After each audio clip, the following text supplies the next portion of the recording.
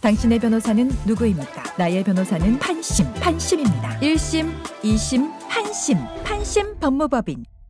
안녕하세요. 법무법인 판심 이광수 변호사입니다. 오늘은 사람들이 많은 관심을 가질 수 있는 특정 경제범죄, 가중처벌 등에 관한 법률 위반에 대해서 말씀드리도록 하겠습니다. 특경법은 일반 사기범죄, 예를 들면 사기, 횡령, 배임, 공갈 등 범죄 중에서 이득 액수가 일정 액수를 넘어갈 때 가중처벌하는 그러한 법률이 되겠습니다. 이득액은 5억 이상을 기준으로 해서 5억 이상, 50억 이상으로 분류를 합니다. 이득액이 5억 이상인 경우에는 징역 3년 이상의 엄한 처벌을 받게 되고, 이득액이 50억 이상인 경우에는 징역 5년 이상으로 처벌이 됩니다. 일반 사기, 횡령 범죄와는 달리 특경법 위반에 해당되었을 경우에는 상당히 엄한 처벌을 받는다는 것을 알고 있을 필요가 있습니다. 다음으로 사기, 횡령, 배임, 공갈 등 범죄에서 가장 중요한 것은 이득액인데, 주의할 것은 만일 어떤 사람이 여러 번 범죄를 저질렀는데 그 범죄의 행위가 연결되지 않고 떨어져 있을 경우에는 그 범죄에 해당하지 않는다는 얘기입니다.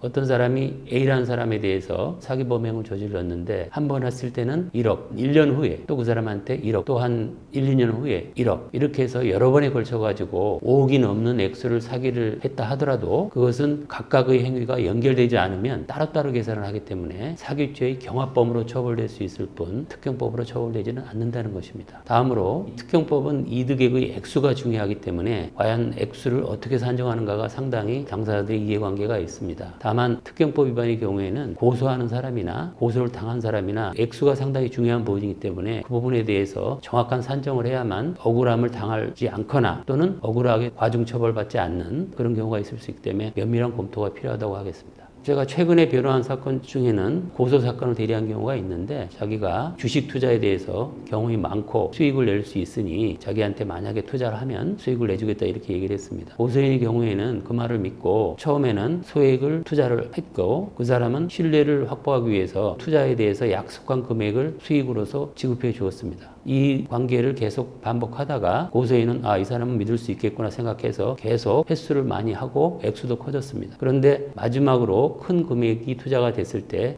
나 이거는 전부 잃었다, 투자에서 실패했다 해서 돌려줄 수가 없다, 이렇게 발뺌을 한 사안입니다. 보통 주식 투자의 경우에는 투자 위험을 감수하기 때문에 사기죄로 쉽게 처벌되지는 않는데, 이 경우에는 피고소인이 고소인에 대해서 여러 가지 거짓말을 했습니다. 자기한테 투자하면 자기는 신중하게 투자하기 때문에 원금은 보장될 수 있다, 이런 식으로 말을 했습니다. 그리고 많은 수익률을 내줄 수는 없다, 나는 철저하게 계산해서 하고 투자자의 원금을 보장해야 되기 때문에 무리하게 투자를 안 한다, 이런 식으로 가문이설로 고소인을 속여서 고소인이 이를 믿고 계속 투자를 한 것입니다. 결국 본건인 같은 경우에는 당사자를 믿게 하기 위해서 계산된 언어와 방법으로 사기를 한 경우라고 말할 수 있습니다. 결국 피고소인 같은 경우에는 제가 고소를 담당했는데 고소장을 잘 작성하고 이 사람이 기망반복을 잘 설치해서 결국 이 사람은 재판에 회부된 사례가 있습니다. 변호사를 선임해서 변호사의 조력을 받는 거랑 안 받는 거랑 어떤 차이점이 있을까요? 사기죄는 쉬운 범죄 같지만 실제 이걸 입증하기 위해서는 상당히 많은 노력이 필요합니다. 왜냐하면 사기범들은 나름대로 어떤 사람에 대해서 돈을 가져갈 때 여러 가지 장치를 해놓기 때문에 그냥 단순히 내가 사기당했다고만 신고해서는 보통 민사사건으로 해결될 경우가 많습니다. 그래서 이거를 할 때는 전문적으로 자기가 무엇을 이 사람한테 약속을 받고 어떤 보물을 속았는지, 자기가 어떠한 것을 알았다면 이 사람한테 돈을 건네주지 않았다는 부분을 꼼꼼하게 체크를 해서 법률가의 조력을 받아서 고소를 하더라도 이것이 수사기관한테 설득력이 있지. 또 한편 만약에 고소를 당했다고 할 때는 보통 우리가 돈 거래를 할 때는 나름대로 이유가 있습니다. 무조건 돈을 가져갔다고 해서 사기죄가 되는 것은 아니고, 자기가 돈을 건네준 사람에게 여러 가지 약속을 하고 그 약속이 합리성이 있고 다만 후에 사정 변경에 의해서 이 부분이 지켜지지 않았다고 할 때는 사기죄가 되는 것이 아니라 민사사안으로 분류가 됩니다. 그래서 고소를 하는 쪽이나 고소를 당한 쪽이나 이런 부분을 면밀히 검토해서 변호인의 조력을 받는 것이 불이익한 상황에 초래되지 않는 그런 길이라고 생각합니다. 제가 오늘은 사기죄 부분에 대해서 말씀드렸습니다. 사기죄는 좀 전에 말씀드린 것처럼 간단한 부분이 아니고 고소하는 쪽이나 피고소하는 쪽이나 여러 가지 잘 검토해서 대응해야만 불이익을 받지 않을 수 있습니다. 혹시 이런 부분에 대해서 법률적 조력이 필요한 경우에는 언제든지 방문해 주시면 성심성의껏 법률적인 조력을 해서 불이익을 받지 않도록 해드리겠습니다. 감사합니다.